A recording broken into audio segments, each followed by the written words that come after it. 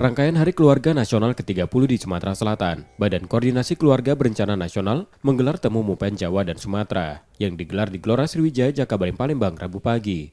Mupen merupakan mobil unit penerangan dan pelayanan komunikasi informasi dan edukasi keluarga berencana yang bertugas menyebarluaskan informasi terkait program Bangga Kencana dan Stunting, meningkatkan kepedulian keluarga Indonesia dalam pencegahan stunting, serta memberikan pelayanan KB di setiap titik wilayah yang dilalui tim Mupen. Sasaran kegiatan meliputi pemerintah daerah, masyarakat, keluarga berisiko stunting, dan ibu hamil. Temu Mupen kali ini diikuti 16 provinsi se-Jawa, Sumatera, dengan lebih dari 40 kendaraan dan 148 orang peserta.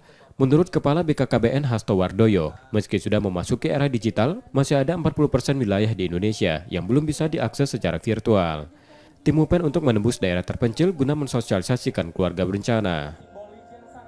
Hari ini mobil Mupen sudah tidak sebanyak dulu karena kita tidak pernah lagi memutar film di lapangan, kemudian memberikan penjelasan melalui film di lapangan itu sudah nggak lagi.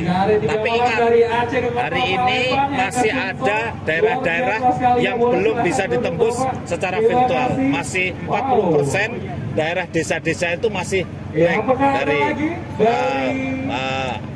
belum bisa kita melakukan secara virtual. Oleh karena itu, dengan mobil inilah secara simbolis menembus 40% daerah yang remote area. Temu Mupen Jawa Sumatera dan pelayanan KIE-KB juga dalam rangkaian mensosialisasikan Hari Keluarga Nasional ke-30 tahun 2023. Momentum Harganas ke-30 diharapkan dapat menjadi daya ungkit keberhasilan program dan penguatan komitmen bersama untuk menurunkan stunting. M. Rizky Nurmizan, Kompas TV, Palembang, Sumatera Selatan.